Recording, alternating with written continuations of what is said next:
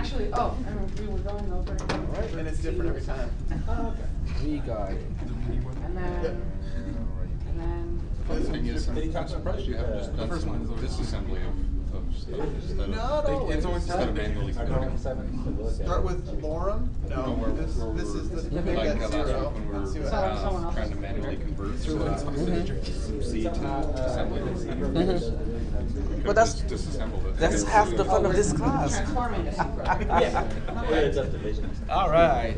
So let's go ahead and get started. We are 2 minutes into the class. Okay. Yeah, I can see the class has kind of thinned out a little bit, just right before the break. Well, the thing is, we're going to talk about new homework assignment today, and people who are missing today's class, hopefully they will watch the video later, but it's not the same because they cannot ask questions interactively. So we'll go ahead and start with the new homework assignment, because I think there might be some questions. You want us to convert that to assembly, by the way? Okay, the new homework assignment is called, sorry? I want to see you convert that to assembly, by the way. Actually, I know how to do that. How do you do that? Yeah. Okay, so, for something that looks like this, just so that, if anyone is interested, you can go to drtech.org, teachers, ARC, and modules. Okay. Not anymore. Not anymore. I think it's module? No. Okay, so AR, teachers, ARC, okay, that's there. How about modules? Maybe it's module. Mm, I was pretty sure it's modules. Well, I know how to get back to that because this is actually from there too. So teaches modules.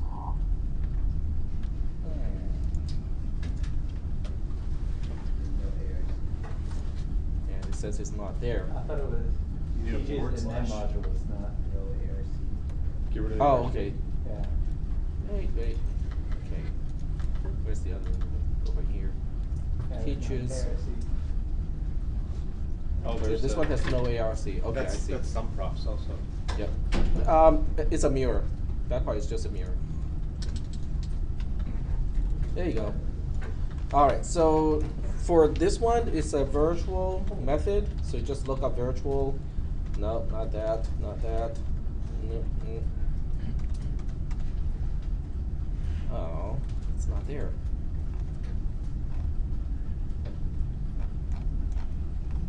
Okay, let me look up method.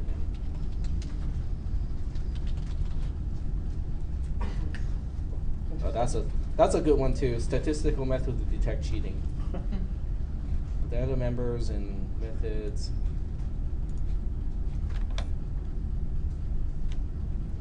New. Oh, cannot remember where I put it. Didn't mean to sidetrack you. Hmm? I didn't mean to sidetrack you, sorry. Well, you guys can look it up and find out, if you find something useful, that's good. If you don't find anything useful, you can just ignore that. But basically all the modules that I have written, before I started to use Moodle to keep track of all the pages, they're all contained here. They have how to do that in assembly? They have how to do that in assembly? Well, they don't. Well, I teach people how to do this in plain C, and since in this class we teach people how to convert plain C code to assembly code, it's just a two-step process. First stage rocket and second stage, right? That's not plain C though. No, but I teach people how to convert this into plain C. Because you need a lookup table for the functions for the virtual methods. So basically they are pointers to subroutines inside a struct if you want to implement that in C, in plain C. Anyway. All right, so getting back to where we are in this class, there's a homework assignment called Divide. And let me just go take a look at the homework assignment. The homework assignment obviously starts with a gzip tar file. That's why it ends up with a tar.gz extension. It's the starting point, just like your previous homework assignment. This one is a little bit different because in this homework assignment, you are going to write some code. Okay. In fact, I would call this one the first actual real homework assignment that has any type of programming in it. Before, it's like, oh, fill in the blanks and make this program do a certain thing. So I'll go ahead and just take a look at the source code. I'm not gonna, let's see, can I open it?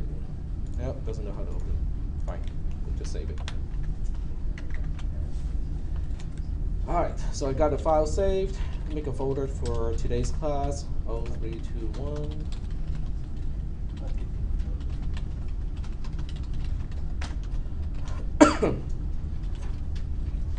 And the file is located in my downloads folder. It's called divide. Okay, so what they will do is it will give you a subfolder called divide, and inside divide, is a file called divide.s. All right, so this is the starting point of your program. This is all written in C, so if you take out all the pound signs, this is actual C code that you can compile. Obviously, it's not contained within the main subroutine, so you have to kind of do something to dress it up so it actually compiles in C. But nonetheless, the code is C++ or C code. This is plain C, it's not even C++. It's the long way of doing division. In other words, instead of using the division operation, I'm just I keep subtracting until the dividend is less than the divisor, then I can stop. Okay, and it's really easy. You can test this code out, in C, in Visual Basic. The logic itself is pretty self-explanatory. And your job is to convert this into C code, into assembly code. Into assembly code as a practice, for converting high-level constructs into assembly code. And that's your homework assignment. We'll start with these things line by line. Okay, and by the way, I did not give you the dot data, the dot text, the dot global underscore start and stuff like that. So you should know how to use those particular directives by this time in order to make this program work. All right, is that fair enough? Okay. So in this case, we have these four variables. They have a type of uint32 underscore t. How many people have seen types like that in C and C++? Okay, a few. Okay. You should start to use these types whenever possible. Okay, so even though your C and C++ class may not introduce these particular types to you, they are actually very, very useful. I believe the header file to include these is called inttype.h. So inttype.h. Oh, it's interpreting the .h as a domain. Great. Go. So it has a fixed size integer types, and let's see where. Okay, doesn't have that.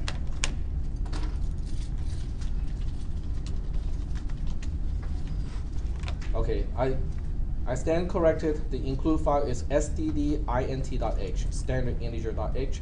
And this is included in most compiler environments. I think GCC definitely has it.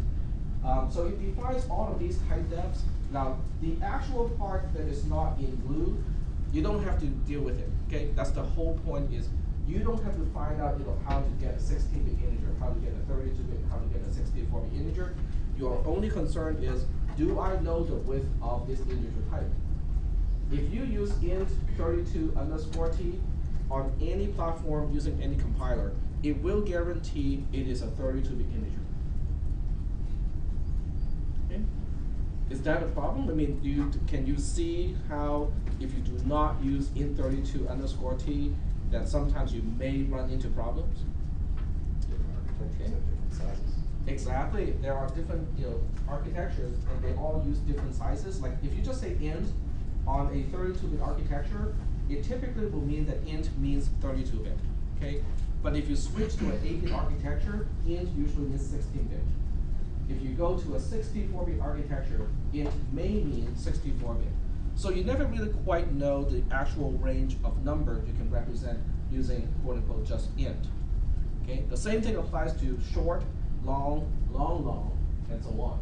So by using this one little header file called stdint.h, standard integer.h, you can use these names instead of your usual typical unsigned, int, long, short, and so on and so forth. And every time you declare a variable, you know exactly how wide the variable is. And that is useful when you are operating in certain type of math and representation where you really need to make sure those integers can store numbers, in a particular range.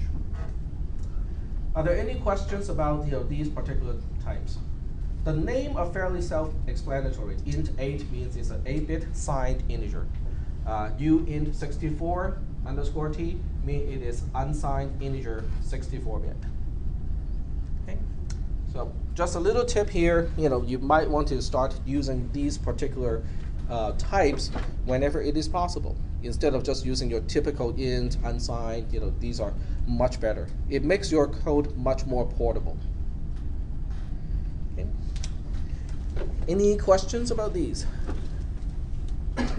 Questions? All right, getting back to the homework assignment. All right, so all this really means is I want dividend to be a 32-bit unsigned integer. This is initializing that to 2000. You don't have to deal with the initialization to 2000 here, but since you're going to use .int to allocate 4 bytes, you can also do the initialization at that point. These 3 lines are also important. Okay, it gives you a chance to change the values that you're using to test the code. You don't really need these 3 lines, but you have to make sure that you have a label called L1 before the loop, and you have to have a label called L2 right after the last assignment statement. These 2 labels have to be named exactly the same way, L1 and L2, because my debug script will look for these labels to set up breakpoints. And at those breakpoints, one will help me change the test case. In other words, I will put a different value into dividend and divisor to test your code. And then on the other breakpoint, I will stop the program and look at remainder and also remainder and quotient to make sure that your program does the calculations correctly. Is that okay so far? So that's how my script is going to be set up, is to basically put breakpoints at those 2 particular labels. One to inject new test cases into your program, and then the other one to stop and check whether your result is correct or not. Okay, are there any questions about label L1 and L2, the 2 labels? The rest of the program, which is from here to here, is very similar to the code that we went through on Tuesday. On Tuesday, we kind of went through a small program. It's not exactly the same, but it has similar elements, and I think if you know how to do with that one, this one is not too big of a deal. Are there any questions about this program? So you guys feeling kind of confident you can do it? It's due on the Thursday after the break. So technically, even if you're not going to work on this program during the break, you still have 1 week to work on it. I think Google had it down for a week from today. Huh? No, there's a 14 day. Let's do it in April something. So it's April 4th. Yeah. So it is on the Thursday after the break. Any other questions about the homework assignment? No. I would still get started early on this one. If you can get it done before the break starts, it's even better. Then you can just take the break and not have to worry about this homework assignment. Now I can see that maybe 1 or 2 people are about to do that, and the rest of you are just going to say, I'll just do it after the break, right? And then the other 30% of the class, which are absent right now, already have their break started. They're just going to pay the price later. All right. Any questions about this homework assignment? A few hints. Dot data is going to come in handy because some of these variables or all of these variables can be changed in the program. So you have to declare, you have to allocate space in dot data for these particular variables. Okay, but the program itself has to be in dot text. So you have to kind of switch from dot data back to dot text. Remember the usual stuff, underscore start and dot global underscore start. Okay, you just need to look through some of the sample programs, and you know exactly what you need to do to get the program to assemble. The only thing is, since these are all unsigned to begin with, the only case where it will not work is when the divisor is 0. Then it becomes an infinite loop. So don't test it with divisor being 0, but for everything else, it should work. Any other questions? Any other questions? All right. If there are no questions about this, we'll go back and continue to talk about interrupts and system calls. And last time we were talking about interrupts, and I think we covered the device side too. An I/O device operates asynchronous to the processor. This means that the processor has no idea when an I/O device will need attention, and an I/O device has no idea when the processor will be able to surface it. In fact, the I/O device has no idea where in the entire memory the processor may be executing when an interrupt occurs. So what that really means is, from the I/O device perspective, when the receive buffer is full or when the device needs attention, it will need attention in these cases. These are all cases in a UART, or called a UART. Do you know what a UART is? It's a Universal asynchronous receiver transmitter. Yep. And we don't really use that too much these days, because we don't use serial devices anymore. Now, when I talk about serial devices, I'm not talking about USB. I'm talking about modems. Okay, and we don't use modems for the most part, and that's why the UART of your PCs typically are not really useful for anything anymore.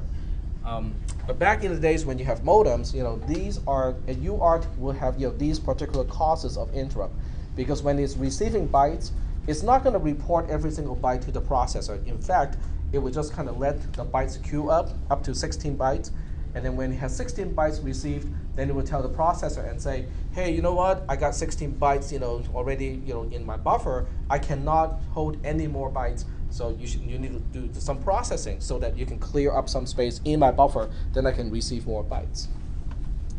Or when you are transmitting from a UART to a modem, then when a byte is transmitted, then it will cause an interrupt, or it will tell the processor and say, you know what you just told me to send, I sent it already. Do you have another byte to send? Okay, and the reason why this has to be interrupt driven is because for modems, sending a byte takes a long time.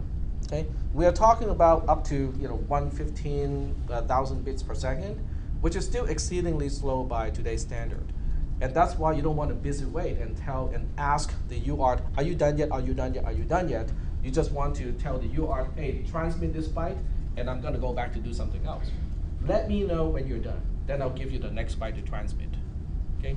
So that's why these are typical causes of a UART requiring attention from the processor. But for the same reason, we still have devices on your modern computer that operates about the same way. So in this case, transmit and receive also apply to SATA, your hard drive controller. Your hard drive controller is transmitting or receiving bytes to and from your hard drive. Now, your hard drive seems to be pretty fast, operating at 10,000 RPM and has a bandwidth of what, 6 gigabits per second now? With say for SATA 2.0 or 3.0, I cannot even remember the current standard. But that speed is still exceedingly slow compared to the processor's speed. And for the most part, it's not the processor feeding your SATA controller byte by byte. Does anyone know how your processor or how the peripherals on your processor transmits information to the hard drive controller? I/O bus. It's not exactly I/O. It's going through the I/O bus, but it's not going to do it, byte by byte using the processor. It's called DMA, direct memory access. In other words, there is a peripheral inside the chipset, inside the processor, where the processor or your software can program it. So your program or your processor can program the DMA controller and say, I want to copy this region of memory byte by byte into that device, okay? And the DMA controller can operate on its own without any attention from the processor. And that's why you have DMA, when you good old days when you have IDE drives, the standards go by about DMA 33 and then up. That refers to how fast the DMA can transmit information. to the hard drive controller. But it still operates the same way, except it is just faster than serial devices. Some architectures, or most architectures, have multiple interrupt lines and multiple interrupt lines from the same device. In this case, an interrupt controller, okay, this is actually a typo. In this case, an interrupt controller would prioritize based on an enumeration of the interrupts to determine which interrupt vector to use. In other words, you can have multiple sources or multiple I/O devices all screaming for attention from the processor at the same time. Now, the processor can only process one interrupt at a time. So that means the processor needs a way to prioritize all these interrupts or sources of interrupt and say, okay, if this device and this device both require attention at the same time, this device has a higher priority. I will surface this device first, and then if the other device still needs my attention, I will process the other device next. Okay, so it's prioritization. If I remember correctly, the plug and play mechanism allows a after-the-fact programming of the priorities. I think those are not set in stone. In other words, on the PC, you can change the priority levels to different interrupts. It is not the case to some architectures. It's all hard-coded in some architectures. As an ISR, which stands for Interrupt Surface Routine, executes, the source of the corresponding interrupt should be cleared. For example, if the source is that the receive buffer is full, then reading the received data register will clear the corresponding interrupt. And that part is not implemented in your program nor the processor. That part is implemented in the UART itself, or whatever controller or the I/O device you're dealing with. Okay? So in this class, we don't really have much chance to really play with these things, because by the time your program executes as a user program in Linux, you really don't have access to the I/O devices anymore. You don't have access to interrupts anymore. So for the most part, this is really just a discussion, because we can't really play with these. Many years ago, I was teaching assembly language programming in using the AVR architecture, and that was an interesting architecture to play with, because there's no operating system whatsoever. Okay, whatever code you write is the only code that will be running on that architecture. Okay, there's nothing underneath. There's no Linux. There's no Windows. There's no DOS. Okay, there's nothing inside. So if you want to use the UART, you have to deal with the UART. If you want to use a particular interrupt, a source of interrupt, you have to deal with it. If you want to use a timer to give you a periodic tick, you have to deal with it. And that's a much better platform to teach interrupts, because you can actually experience and write your own code to deal with interrupts. Are there any questions at this point about interrupts, the sources of interrupt, and how the processor process these interrupts? Yep, go ahead. So how would you define prioritization? The prioritization sometimes is hard-coded. Let me see if I can find a document to really show you exactly what I mean when I say it is hard-coded. I'll just go ahead and look up one of the devices that I'm really familiar with. It's called the ATmega 128. It's one of the controllers that is used a lot in the past. Let's see if I can specify. We'll just download it and then I'll open it later.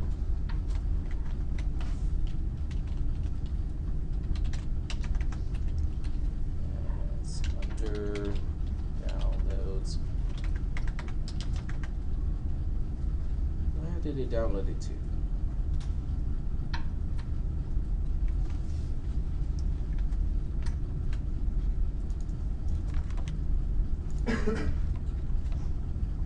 Oh, it's called doc 2467. Do you find it here? Yep. Okay. So this is what you have to read if you are dealing with a Arduino. It's called Arduino. So when you're programming an Arduino, there's no Linux. Okay, you cannot just say, oh, I have Linux already. I'll just put it in and try to write my programs, and have GCC to compile my program on the device itself. Okay, it has nothing on it. It has no operating system, no compiler on the chip itself. So everything you want to do, you have to do it on the PC side, and then you upload the program through a special cable and special programmer onto the device. Then the program can execute on the device itself. So this is what we call a data sheet to describe the device itself. If you just look at this part here, the data sheet is 386 pages long. And we are talking about pretty dense pages here. We are not talking about 10-point fonts here. We're talking about pretty dense stuff here. What you were asking about interrupts. So this is about interrupts, and this is basically what it is. It's a table to describe. First, it enumerates all the possible sources of interrupts. Okay, so these are all possible sources of interrupts. I'm not going to explain what they mean. I'll just go ahead and bump up the font size so we can see a little better. Okay. So there we go. So we have a jump vector. They're all bumping up by 2 because it takes 2 bytes to specify one location. And the prioritization is just the way it is described here. Interrupt 0 has priority over interrupt 1. Interrupt 1 has priority over interrupt 2. And then of the timers, timer 2 has priority over timer 1. So if you have multiple sources of interrupt all happening at the same time, whatever is listed earlier or has a smaller vector number will have precedence. It has priority. Is that kind of answering your question? Sort of? Okay. This is a really interesting device. If you go all the way back here, this is what we call a pin diagram. In other words, it just kind of graphically show the pin out of a processor like this. This thing is pretty small. It has only 64 pins. It's also called, the packaging is called TQFP64. Well, I know we all have different sizes of finger, but on my hand, the fingernail of my thumb is about the size of the package itself.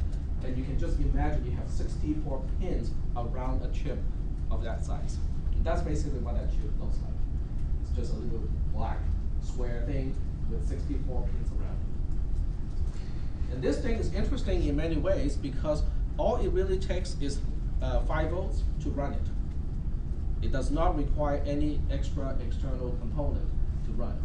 It has 128 kilobytes of flash to store your program and 4 kilobytes of RAM to contain your data. And the power consumption is really, really tiny. I think running at full speed and at maximum power consumption, it's only about 20 milliamps at 5 volts. If you have taken physics, you will know what I'm talking about in terms of power consumption. But you can also turn this thing into a sleep mode. Then we're talking about power saving mode, because in sleep mode it really has very little power consumption need, and yet the processing power is enough to power up micro mouse robots. This is what we used year after year after year when I was teaching the micro mouse project at Davis, and my students typically would use up 32 kilobytes out of 128 kilobytes of program space. And we are talking about a program to control a robot, okay, to navigate through a maze, explore the maze, and try to get to a certain destination as quickly as possible. And at the entire time, they have to sense input from the sensors and control the motor controllers and stuff like that. Even that, in the entire programs, those programs were typically only 32 kilobytes. And they would typically use up about 2 kilobytes of the RAM. And so, a lot of resources is left for other stuff. Sorry? Can anyone guess how much this is? Or this was? I think this is no longer their flagship processor. I used to order these in quantities of 25, which is not a whole lot. And at that quantity, they were about $11 each. So about 2 or 3 trips to Starbucks, and you can get one of these. And you can do a lot with these too. I mean, they're really quite powerful for the price and the power consumption. And the best part of these things is they are GCC programmable. In other words, there's a cross-compiler GCC that can cross-compile C code to run on a processor like this. So everything that you know about C and C++ can still be applied to write programs that will run on something like this, which is really cool. How long does it typically take the students to write that program? Because it seems like it'd be longer than a semester to write the program, build the robot, put it all together. And The race. Micro Mouse course is actually a series of 3 quarter courses over at Davis. So you basically have, it's a 5-unit class altogether, and I think the splits are 2, 2, and 1. So 2 units for the fall quarter, 2 units for spring quarter, for winter quarter, and then 1 unit for spring quarter. And then they operate in teams up to 5 students. And that's why they have the resources to both design the mechanical, the electronics, as well as the software. My students typically have to go through the entire product development cycle, to bring everything into one single product at the end. And then they compete, just for fun. It's a fun project. I mean, just from the perspective of project management, which is the one thing that they do not teach in regular classes, at least over there, is project and time management. And this kind of project requires a lot of that. It's how do you allocate your time, how do you keep track of the project, how do you know who is working on what, whether it's on time or not, and stuff like that.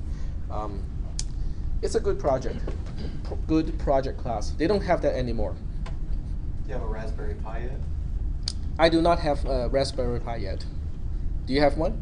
Yes, I do. How do you like it? It's really fun to play with. I really haven't had the time to, break it out and start working with the headers and putting protocols on there. But my stepdad does model airplanes, Mhm. and I'm going to try to turn it into a UAV? Yeah, a flight data recorder. Okay. It's a UAV. Yeah. You want to turn it into autonomous UAV? No. It'll start small, Start small, exactly. It'll start as a black box, and then it'll add a camera, Mm-hmm. so forth. Maybe do some kind of fly-by-wire, where if there's an extreme condition, it might intervene on your behalf. Mm-hmm. Okay.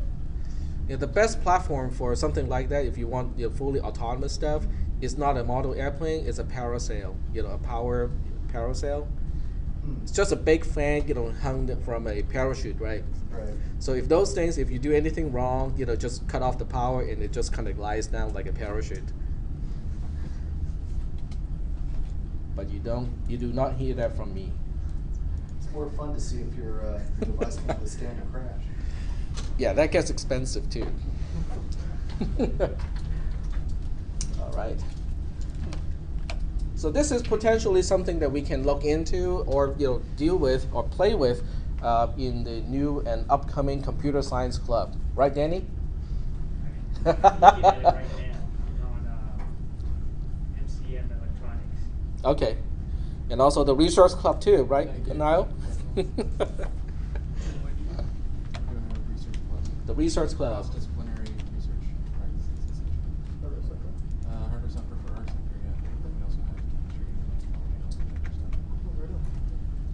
All right. So, unfortunately, we cannot play with interrupts, all that much in this class because we are operating in a, protected mode operating system, and we can't really just play with it. To really play with interrupts, if you want to stay in Linux and be able to play with interrupts, you can either use an emulator, which they do exist. Okay. In fact, the chip that I just showed you, has an emulator, completely software emulator. If you run it in Windows, it's called what is the name of that thing? But they have a full GUI that has an emulator. In other words, you can actually write your program, compile the program, and run it in emulation. Just like we are running virtual machines in this class, except that emulates the execution of instructions inside an architecture like that one.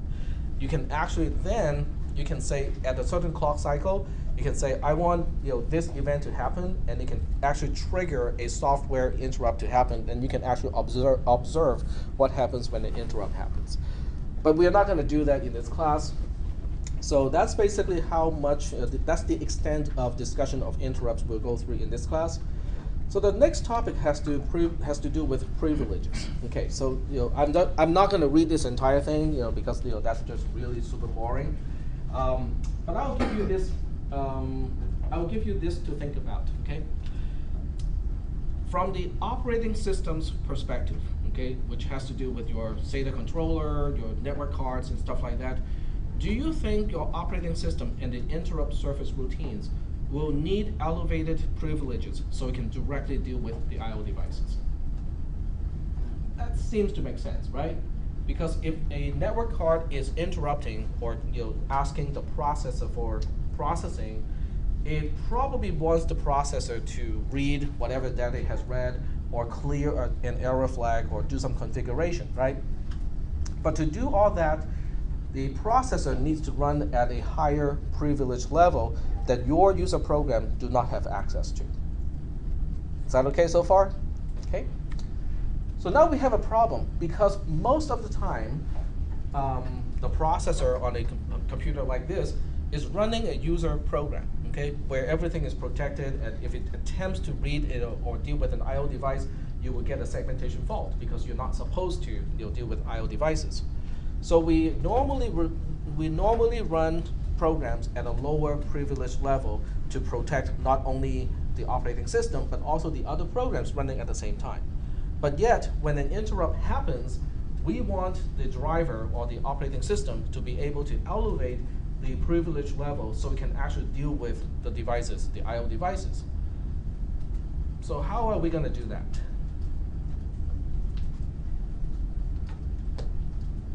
Because one solution is to make everybody run at a higher privilege level, which is not going to be good, because then a malfunctioning program can crash the entire system, which is not good. The other solution is to make everything run at a lower privilege level, which is not going to work either, because the ISR or the interrupt surface routine will no longer have the privilege level to clear the source of interrupts. So that's why processors like the i386 has an automatic mechanism. When it is transferring control from your program, your user program, to an ISR, it automatically elevates the privilege level to pretty much the highest. So by the time control gets to the ISR, the interrupt surface routine has the necessary privilege level to deal with the I/O devices and clear the source of interrupts. When it returns back to your code, the user mode code, it will automatically return the privilege level to whatever it was before the interrupt happened. And that's the mechanism that is already implemented in hardware in modern processors. And that's pretty much the entire discussion here. Is the interrupt mechanism has the internal ability to deal with privilege elevation and also dropping back when the interrupt surface routine is done. So are there any questions about this entire discussion? I mean, I know that's a lot of text, but basically it's just talking about what I just talked about here. No questions? Okay, that sounds reasonable, right? It sounds reasonable that we need a mechanism like that. It is all implemented in hardware. Okay.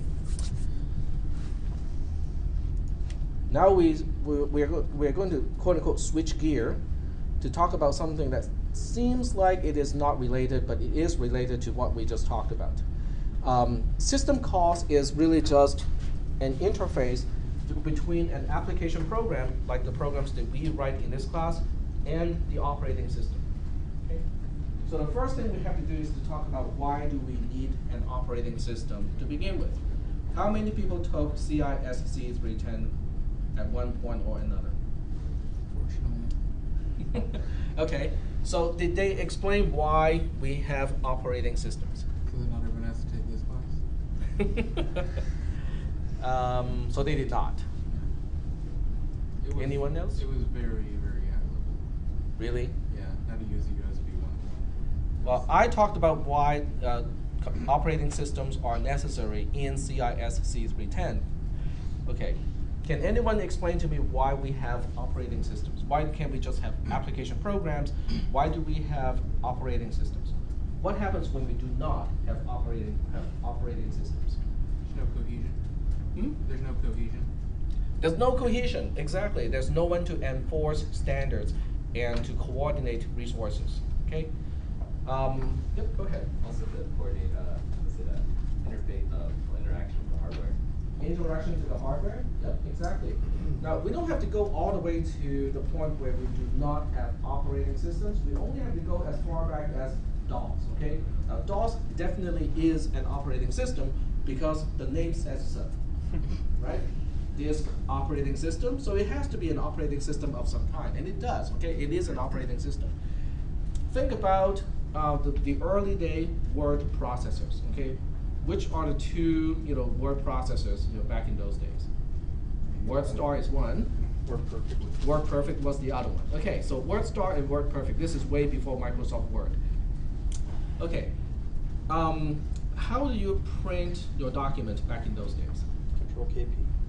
Okay, you press a key, and then the software WordStar has its own driver to control the printer. WordPerfect has its own driver to control a printer. So what happens when you buy a brand spanking new printer that has 24 pins instead of 9 pins? It broke your program. Well, your word processor may or may not support that particular printer, right? You had to get So- third-party drivers to interface. Yep. But it's proprietary to the application itself. It is not it's not universal to all the applications. It is only proprietary to a particular program.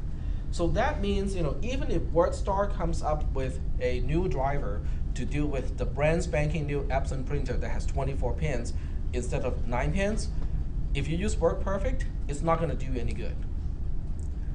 Okay? Now, that's back when we only have a few selections in terms of dot matrix printers. Think about today.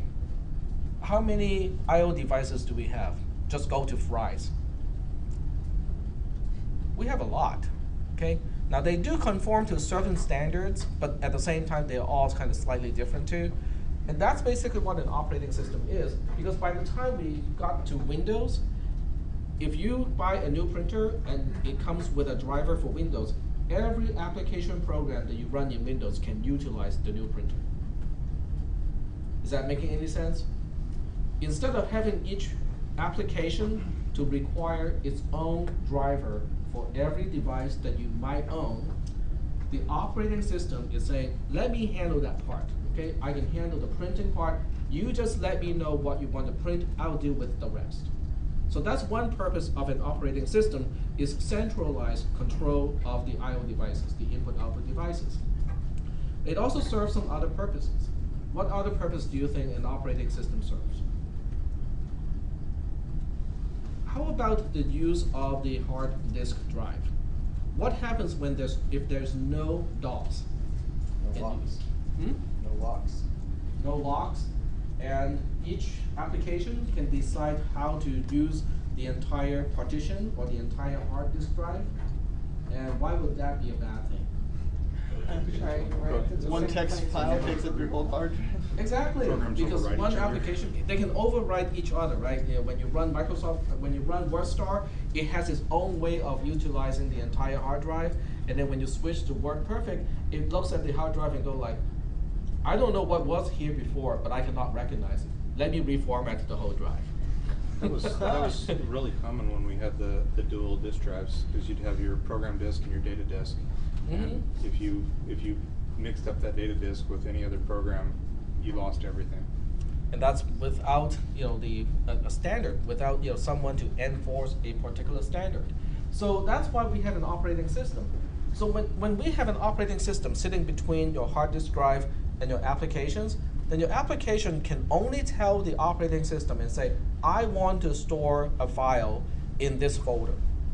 And then the operating system will take over and say, okay, let me see if there's any more space, and I will work with the file system structure to make sure that when I save your file, it is not touching the file that was already saved by other applications. Okay? For the most part, an operating system is like a government. Think about it.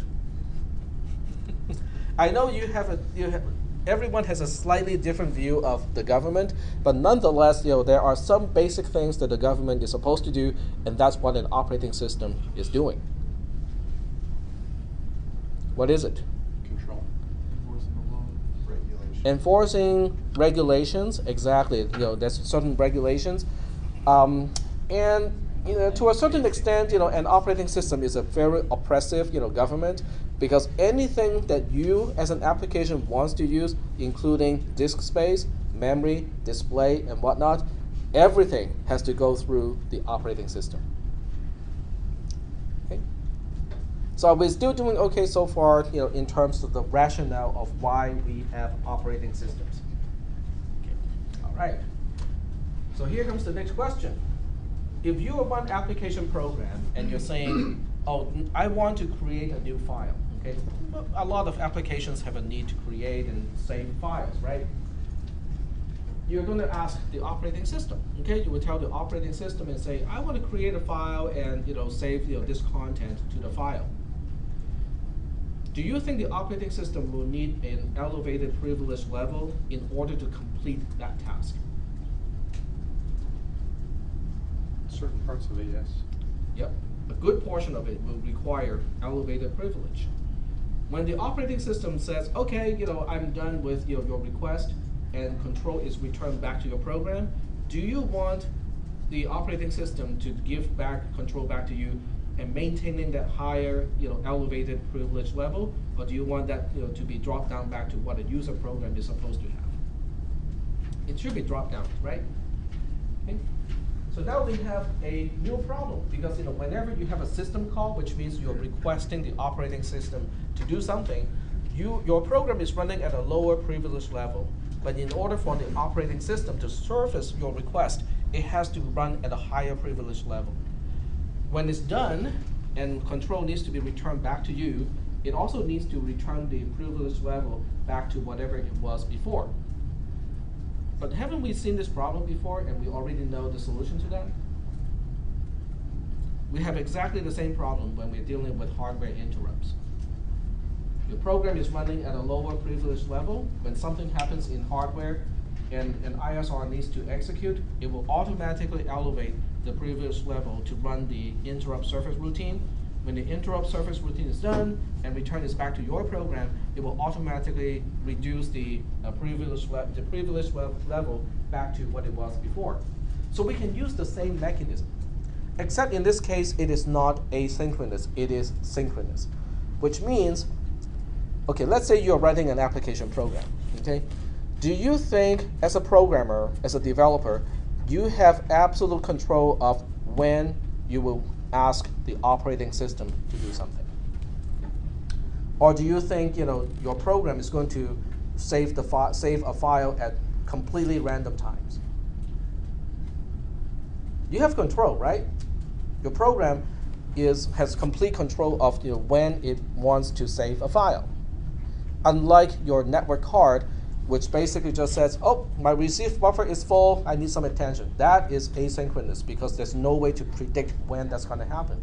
But when your program is requesting surface from an operating system, it has complete control. Okay? And that's what a system call is. Okay? On many platforms, it is implemented as what we call a software interrupt. A software interrupt, okay, so we are actually getting down to here. A software interrupt is just like a normal hardware interrupt, except it is not triggered by an external source. It is triggered by an instruction in your program. Do you think we have seen that instruction so far? The last instruction of every program that we write in this class is int $0x80. The int has nothing to do with integer. It has to do with, guess what? Interrupt. And that's an instruction that will trigger the very same mechanism as a hardware interrupt, except this is completely under your control. Okay? The $0x80 is basically saying, which interrupt do we want to go, or what is the vector so that we can go into the operating system. And it's a convention that Linux for 32-bit architectures or 32-bit Intel architectures would use 80 in hexadecimal or 128 in decimal as the vector to jump into, to pass control to the operating system. In other words, it's just like a call, okay, except the mechanism is different where the privilege level is elevated in the process. Are we doing okay so far? Okay. So that's really the gateway to request something from the operating system.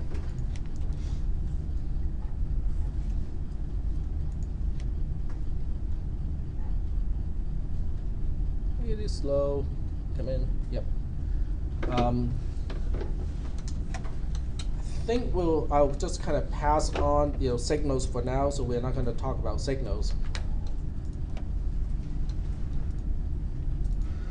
Pass, pass, pass, pass,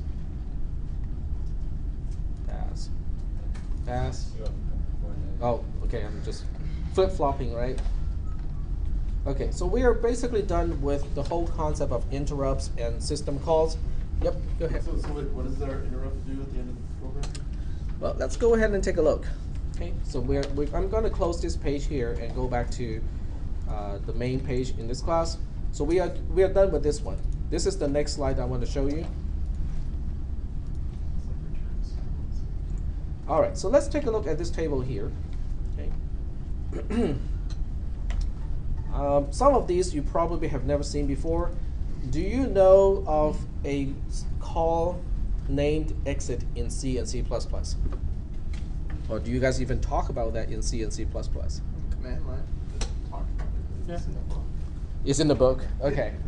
It's a system call. Basically, every time you call exit with a number, your entire program will exit. It's not returning. It's just getting out of the entire program. Okay? It's not even return. It's not like the return 0 at the end of main. This will just abruptly exit the entire program. Let's look at some of the other ones.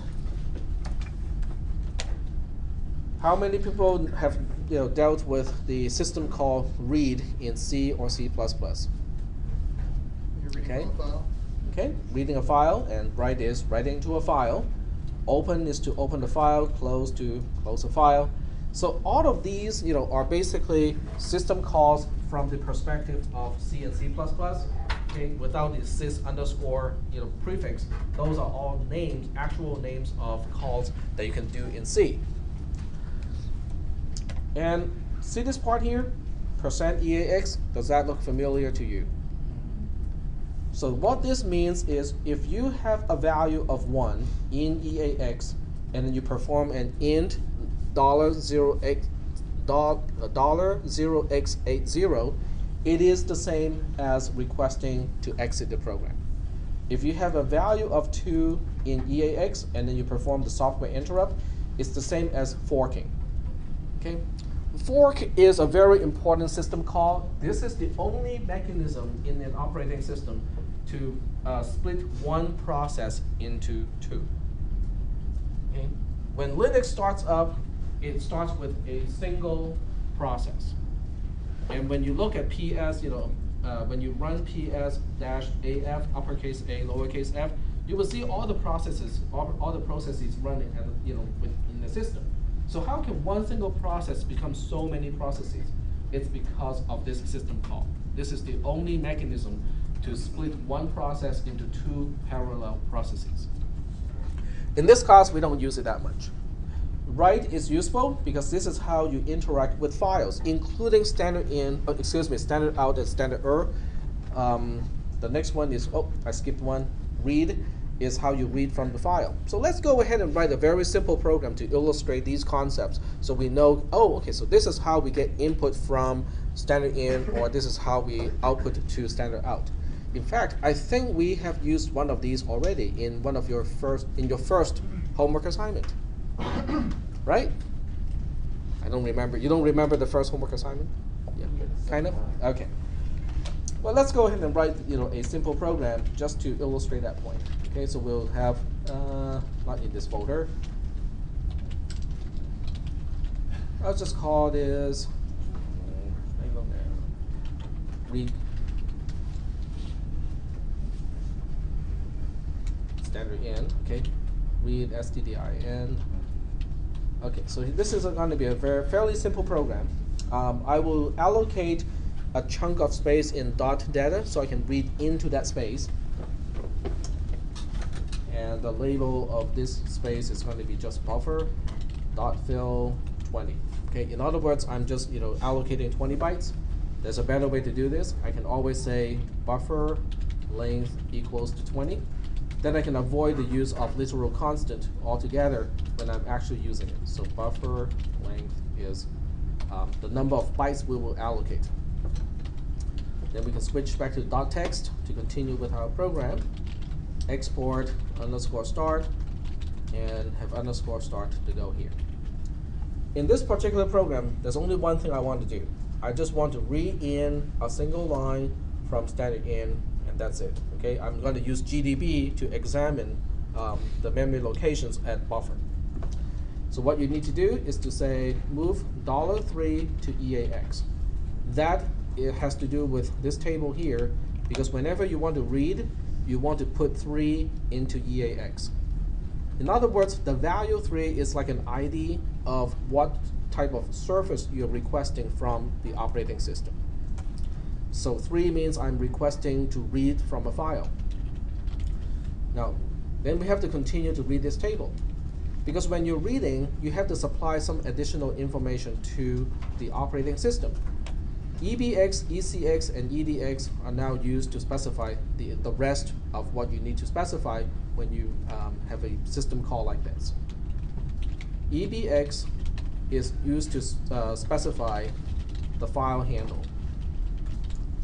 A file handle is really just an integer. It is not an address. Because internal to the operating system, every file that is open, that is active, has what we call a file handle. And all programs, every single program, when it first starts up, has at least 3, I think there are 4 handles that are already pre-initialized. File handle 0 is always standard in, which is your standard input file. File handle 1 is always standard out. File handle 2 is always standard and then file handle 3 is always something else. I think it's aux, standard aux, auxiliary output. It's not commonly used, but I think it is initialized nonetheless. File handles 1, 2, and 3 are typically mapped to the standard output, which is what you see on the screen, and 0, maps to the input, which is what you type, okay, on the keyboard. So file handle 0 is basically what you also know as standard in C, and if you want to use in C++ terminology, it is cin. Okay, we also need to specify a few more things. The second parameter in ECX is a pointer to a character. That specifies where do you want to store the bytes that you're reading in. Okay, because when you're reading from a file, where are you going to store those files in your program? So in this case, we want to store that into buffer. So that's why we need to use $buffer to specify ECX. And then the last one is how many bytes or up to how many bytes am I reading from standard in. So in this case, I can use buffer length to specify EDX. This means when you want to request a service from the operating system, you are going through the int instruction to trigger the operation. But before you trigger the operation, you have to use these registers to tell the operating system what I'm requesting and any additional information that that particular service will need. So in this case, we need to specify which file I'm reading, where in memory am I reading to, and also how many bytes am I reading, okay? The maximum number of bytes that I'm reading. When all these registers are initialized, it is time to trigger the actual operation using the software interrupt. And after the software interrupt, we should have something in buffer at this time. So I'll just go ahead and finish the program, specifying the exit code. because 1 in EAX specifies to exit the program. And in that case, putting a 0 into EBX means the exit code of the program is 0, which by standard means your program is exiting normally. Any exit code other than 0 is considered quote unquote abnormal, or it's an error code. And the last thing we have to do is to do the software interrupt again, because every time you perform a system interrupt, except for exit, it always comes back to whatever instruction is following the software interrupt instruction. Yep. The dollar buffer, what does that mean? It is initializing ECX so that the registered ECX contains the address of the 20 bytes in the buffer, or the address of the first of the 20 bytes of the buffer. 20 bytes. No, it's an address. ECX becomes an address. Yeah, if you do not use the dollar and just say buffer, then you are copying the first 4 bytes of the buffer to ECX, which is not what the operating system is expecting. The operating system wants to know where you want it to put the 20 bytes in. Yep. So what happens if you have garbage stuff in the registers and you try to make that a system? Then you may end up with a segmentation fault, because if ECX in this case is pointing to a place where you do not have access to, the operating system knows which region of space you have access to, and as a result, it's not going to trash somebody else's memory. Okay. All right. So let's go ahead and assemble and link and then run this program and see how it works. Okay. So assemble.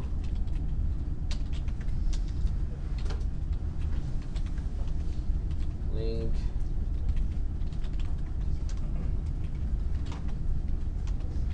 And run it. Okay. All right, so this is the entire program. I want to put a breakpoint on line 13. I'm not sure whether GDB will actually stop there, because the previous version of GDB cannot have a breakpoint right after a software interrupt instruction. For whatever reason, I do not know the reason for that, but it just could not have a breakpoint right after a software interrupt instruction. It's just not effective. It doesn't break the program, it just won't stop. So we'll give it a try and see whether it works or not.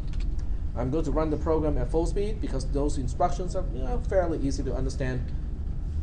So we'll go ahead and run the program at full speed. So right now the program has basically paused because it's waiting for me to type something in standard in. Are we still doing okay so far? Okay, the program is not broken, it's just waiting for me to type something. So I'm going to type something here that is easy to interpret. So just type A, B, C, D, E, F as in all lowercase. The ASCII code should be 61, 62, 63, 64, 65, and 66 in hexadecimal. Okay, press the enter key. And now, okay, it does stop on the line that it's supposed to, so this is good. Now we want to examine those 20 bytes in memory and see whether the ASCII code of A, B, C, D, E, F, they are there or not. So we want to list 20 things, each one is a byte, and I want to interpret each one as a character, and they're all starting at the location buffer. All right, so it needs the ampersand. Here we go.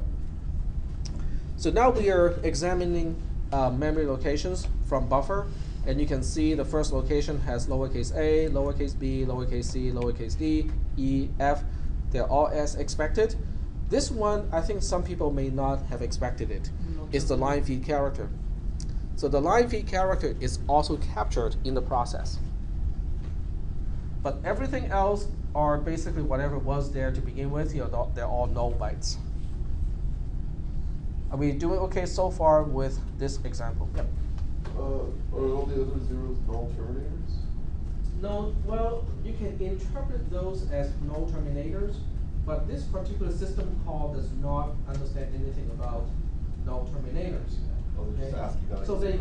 they were just there before the operation, and they were just bytes of zeros. It's used here normal fill. Sorry? Used to fill the 0 out there. Right, so dot fill initializes everything with zeros. So it's, in other words, I have 20 bytes and they were all initialized to zeros. Any other questions? questions? All right. So let's go ahead and run the program again. But this time I'll show you a few tricks that you can use when you're running this program. The first trick is when you run a program, you can use redirection just like you can use redirection from the command line. How many people know what I mean by redirection? Okay, a few. Okay, so I better explain this. When you're running a program, every single program has standard in and standard out. Okay, the other two, are pretty much the same as standard out. So I'm just going to use standard out for the explanation. So when you run a program, you have standard in and standard out.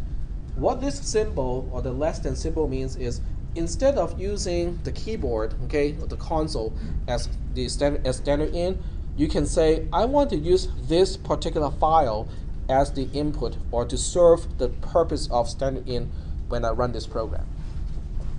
Are we doing okay so far? Kind of? Okay. So let's give it a try. Okay. Let me see which file I should use in this case. I can always use the source code of the same program, right? I mean, it doesn't hurt it. So I'll go ahead and run this program just like this. Press the enter key. It complains about, do I want to start from the beginning? Yes, I do. All right. So now I have run the program already, with the redirection, and that's why this time it did not give me a chance to type something because I already redirected the input from another file. So the console was never used as standard in. Are we doing okay so far? Okay. So the question now is, what is in the buffer right now? I want to see what's in the buffer. So we want to go through the X command again, and this time, what am I seeing? We're seeing data line feed, bufferlen space equals space 20. Well, it can only read up to that point because I specified read only up to 20 bytes. And that's all that it could read, up to 20 bytes. Are we doing okay so far in terms of the concepts? How to request the operating system to read from, in this case, standard in.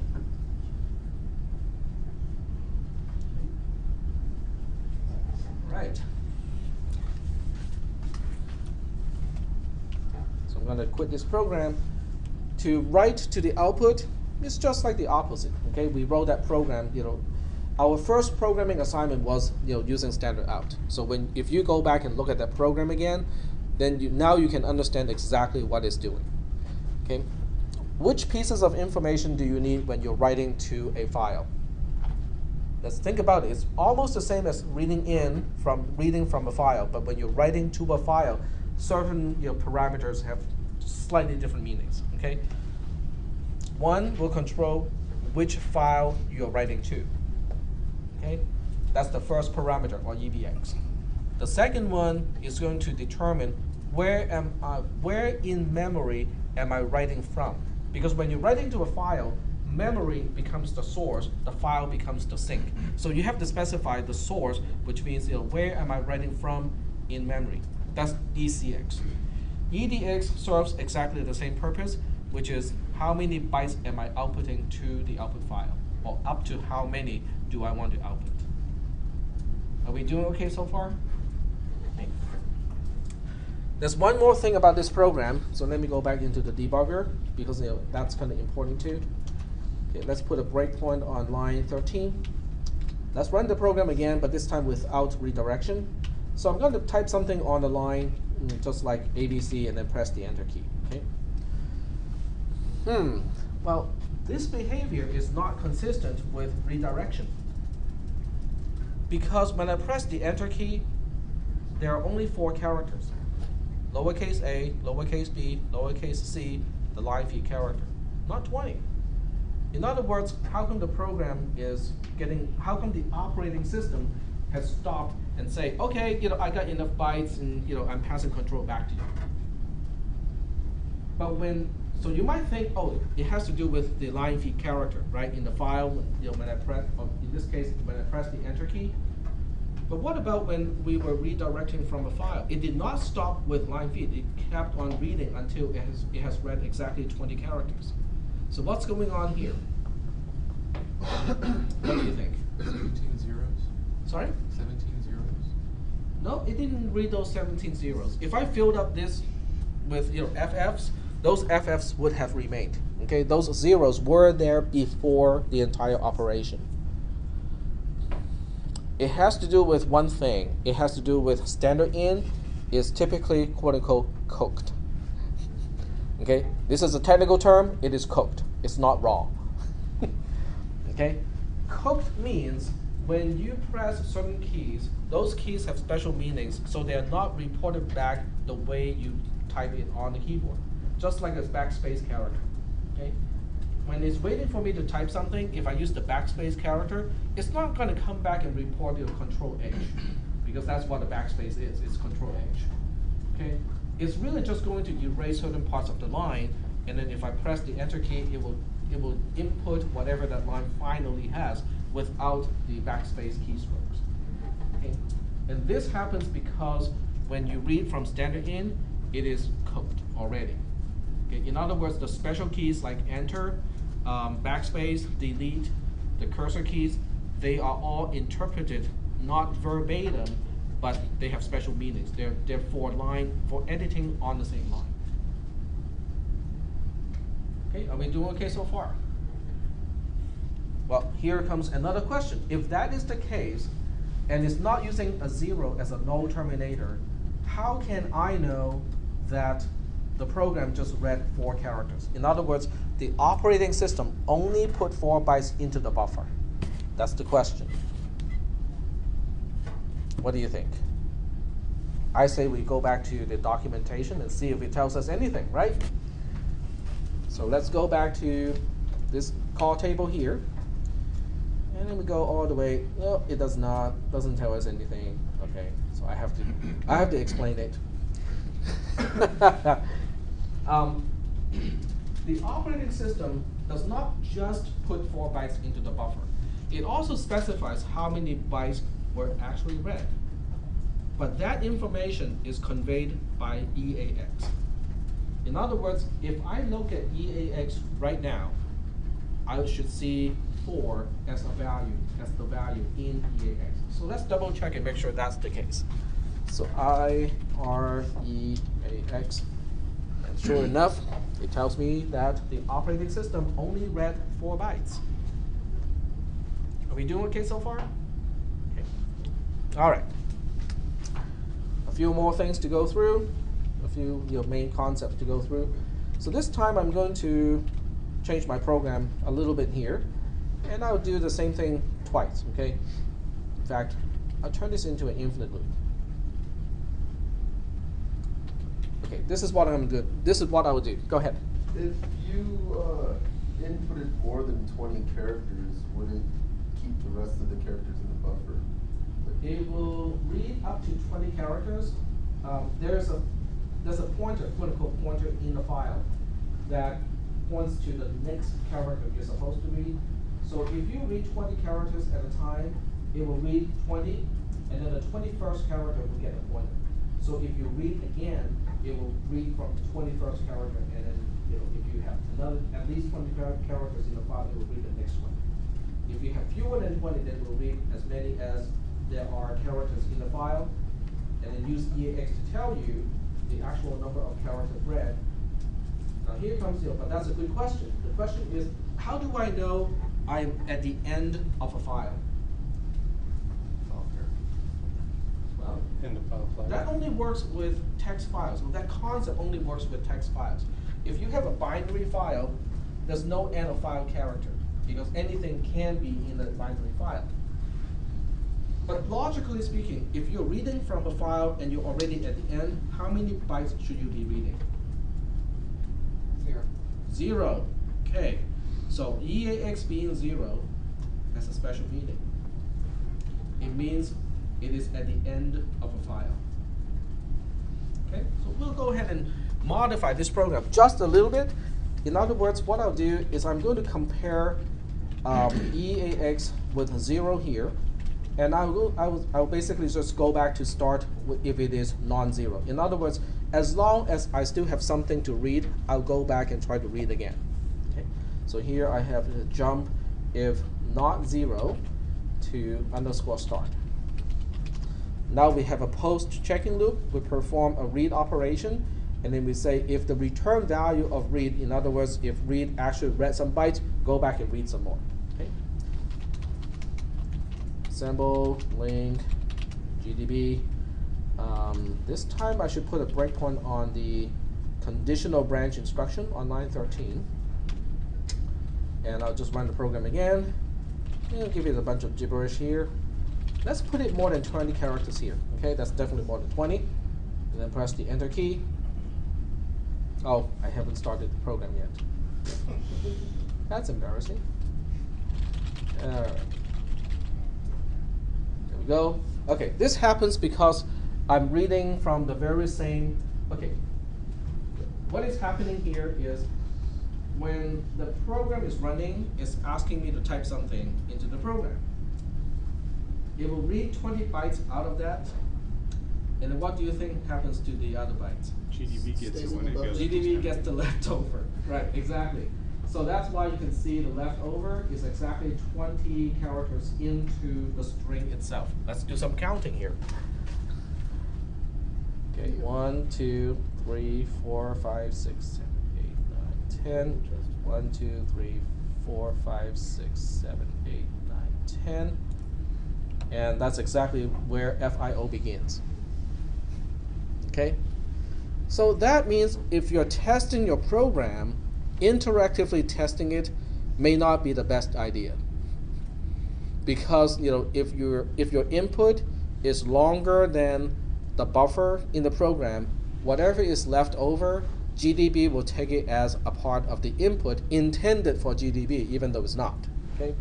But at this point, we can just do one thing. We can just take a look at the memory location here, BC, the address of buffer, and we can see that it's reading those 20 characters just fine. It's just that the remaining portion is not there.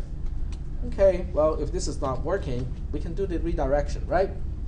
So we are redirecting from the source file itself, which has definitely more than 20 characters. And this is the first time we get here. Okay, we got to check several things. Take a look at EAX first. EAX has a value of 20. That's the operating system telling me that the previous read request actually read 20 characters. So it's time for me to go back to the buffer and just to make sure that I read those 20 characters correctly. Yeah, that looks right. That looks like the beginning of this program, the source file. Okay, so we'll continue execution of this program. We are going back to underscore start, single step, stop due to shared memory event. Okay. Nope. Continue. Okay, there we go. It does let me continue, but it doesn't let me single step. So this is the second time I read. So once again, I'm going to look at EAX. It tells me that this time it also read 20 characters. Let's go take a look at the memory's content here. And this is the continuation of what I have read after the first read. So I can keep doing this, okay? So I can say, continue, take a look at EAX, it read 20 characters, continue, look at EAX, continue, look at EAX, and continue, look at EAX. At some point we will get to the end.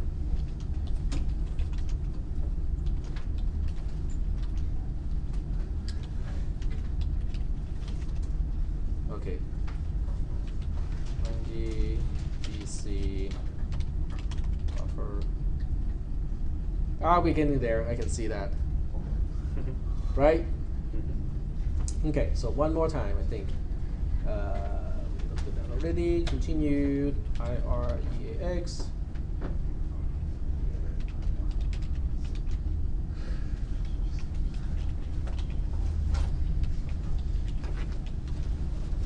All right, so this time it is not 20 bytes because we are pretty much at the end of the entire source file, So this time it was only able to read 14, even though I requested to read up to 20 bytes.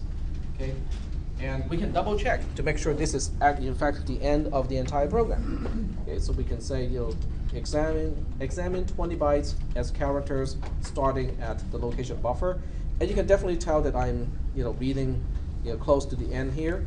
In fact, only the first 14 bytes are refreshed. Okay, the other 4 bytes that we are listing is really left over from the previous read operation. Okay, because this time we only read 14 bytes. Okay, so the question now is, what if I try to read one more time? Okay, let's go ahead and continue one more time. And this time I look at EAX, it's 0 because I am trying to read past the end of the entire file. So that attempt will come back with a 0 because the operating system is saying, but I have already reached the end of the entire file, so any attempt to read additional bytes will come back with a 0 because there are no more bytes to read. Okay? So when EAX is 0 after a system read request, it is time to get out of a loop because you have reached the end of the file. And this program does exactly that. Okay? So that's why we are now exiting the program. Everything is done. So are we doing okay so far with reading a file? Okay? And those things that we talked about today, they're all going to be important in future programs. Okay? So you might want to kind of study the program a little bit and also just watch the entire video again, because there are little bits of today's lecture that will be important in your next program, in your next project. All right. So we are done here. Your homework assignment is already online. I'll be in room 126 if you want to get started with your program. If not, have a nice break. I'll see you in a week. So couldn't you do the same thing with the info buffer then? Could you do the same thing with the info buffer every time? If there were more than 20 characters in the buffer, just keep reading it?